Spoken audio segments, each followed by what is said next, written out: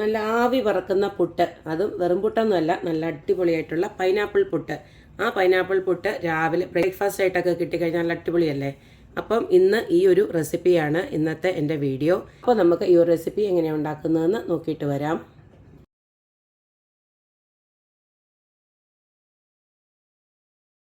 Pineapple puttu ഉണ്ടാക്കാനായിട്ട് ഇതുപോലക്ക് നല്ലൊരു പഴുത്ത പൈനാപ്പിൾ ഞാൻ നാട്ടിൽ നിന്ന് കൊണ്ടുവന്നതാണ്. ഈ ഒരു പൈനാപ്പിൾ നല്ല പഴുത്ത് വന്നിട്ടുണ്ട്. അപ്പോൾ ഇതിനെ ഒന്ന് കട്ട് ചെയ്ത് നമുക്കൊന്ന് റെഡിയാക്കി എടുക്കണം. അതിനുശേഷം വേണം നമുക്ക് പൈനാപ്പിൾ പുട്ട് ഉണ്ടാക്കിയെടുക്കാനായിട്ട്.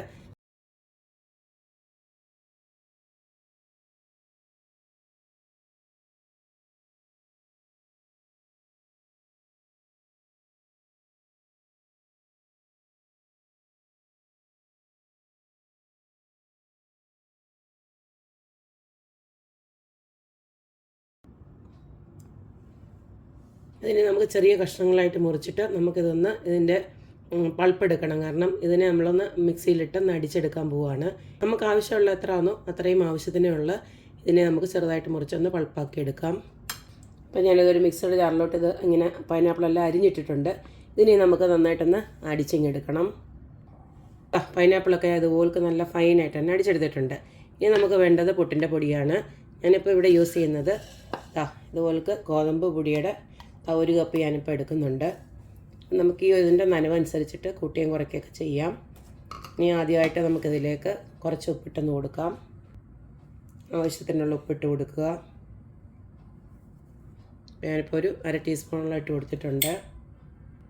ഇനി ഇതിലേക്ക് നമുക്ക് കുറച്ച് തേങ്ങയൊന്ന് ഇട്ട് കൊടുക്കാം.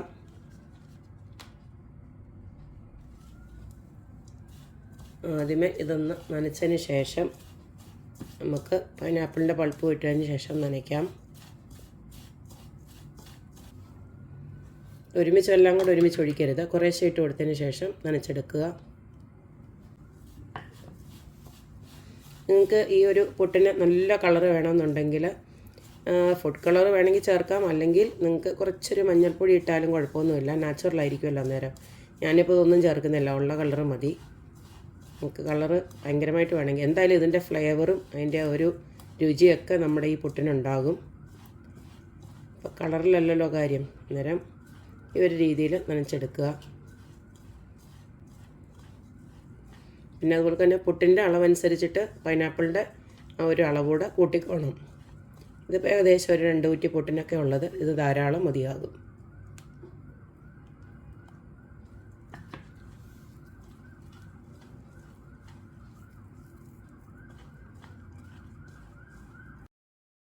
ഇതിപ്പോൾ പരുവത്തിന് നനഞ്ഞിട്ടുണ്ട്, പുട്ടിൻ്റെ പരുവത്തിനായിട്ടുണ്ട്. കണ്ടല്ലേ, പുട്ടിൻ്റെ പരുവമായോ നോക്കാനായിട്ട് ഒരു ട്രിക്ക് പറഞ്ഞുതരാം.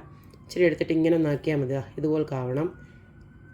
ഇതിൽ കൂടാനും പാടില്ല, കുറയാനും പാടില്ല. ആ ഒരു നനവ്, അങ്ങനെ നനവ് ഒത്തിരി ആയിക്കഴിഞ്ഞാൽ ഇങ്ങനെ ഉണ്ട കെട്ടി കിടക്കുക, അത് കൊള്ളത്തില്ല. അതിനെക്കാട്ടിലും നല്ലത് ഈ ഒരു രീതിയിൽ ഇങ്ങനെ കിടക്കണം. നമ്മുടെ പുട്ട് നല്ല ഫൈനായിട്ട് വന്നോളും. ഇനി ഇച്ചിരി കുറച്ച് ബാക്കിയുണ്ട്. ചിലപ്പോൾ ഈ ഒരു പുട്ടുണ്ടല്ലോ ഒന്ന് ഇച്ചിരി കഴിയുമ്പോഴത്തേനും ഒന്നുകൂടെ ഒന്ന് ഉണങ്ങി വരും. അന്നേരം നമുക്കത് യൂസ് ചെയ്യാം. എന്തായാലും ഇപ്പോൾ തൽക്കാലം ഇത് മതി, പരുവത്തിനായിട്ടുണ്ട്. നമുക്ക് പുട്ടുണ്ടാക്കാം. പുട്ടുണ്ടാക്കാനായിട്ട് പുട്ടിൻ്റെ കുറ്റിയിലോട്ട് നമുക്ക് കുറച്ച് തേങ്ങ ഇട്ട് കൊടുക്കാം.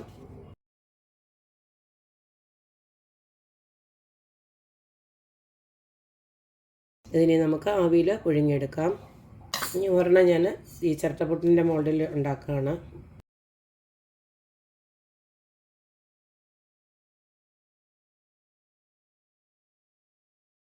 പുട്ടുകുടത്തിൽ പുട്ട് പുഴുങ്ങിയെടുക്കാനായിട്ട് ഞാൻ നല്ലതായിട്ട് വെള്ളം തിളപ്പിച്ചിട്ടിട്ടുണ്ട്. ഇതിലേക്ക് നമുക്ക് പുട്ടിൻ്റെ ഇത് അങ്ങോട്ട് വെച്ച് കൊടുക്കാം. പുട്ടുകുറ്റി ഇത് അടച്ച് വെച്ചൊരു 5-6 മിനിറ്റ് ആകുമ്പോഴത്തേന് നമ്മുടെ പുട്ട് റെഡിയാവും. ചിരട്ടപ്പുട്ടിൻ്റെ നമുക്ക് വേവിക്കാനായിട്ട് വെക്കാം. അതും ഒരു 5-6 മിനിറ്റ് കൊണ്ട് തന്നെ ആയിക്കിട്ടും. നമുക്കതിന് ശേഷം പുട്ട് എടുക്കാം. നമ്മുടെ ആദ്യത്തെ ചിരട്ടപ്പുട്ട് ഇവിടെ റെഡി ആയിട്ടുണ്ട്.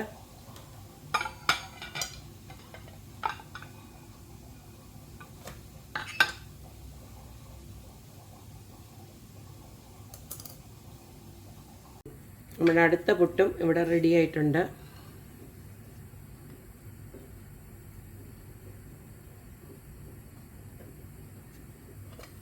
അപ്പോൾ ഇത്രയേ ഉള്ളൂ. നമ്മുടെ ആവി പറക്കുന്ന നല്ല രുചികരമായിട്ടുള്ള പൈനാപ്പിൾ പുട്ട് ഇവിടെ റെഡി ആയിട്ടുണ്ട്. ഒറ്റ കാര്യമേ ഉള്ളൂ, നല്ല പഴുത്ത പൈനാപ്പിൾ തന്നെ എടുക്കണം. പുളിയുള്ളതാണെങ്കിൽ രുചിക്കത്തില്ല, കാരണം നമുക്ക് പുട്ടിൻ്റെ കൂടെ ആ പുളി രസമായിരിക്കത്തില്ല.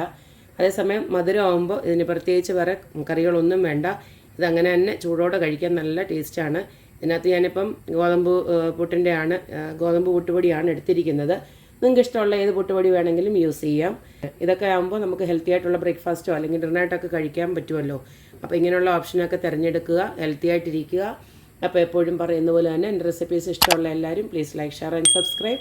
അപ്പോൾ ഇനി ഒരു അടിപൊളി വീഡിയോ ആയിട്ട് വരുന്നവരേക്കും ബായ്.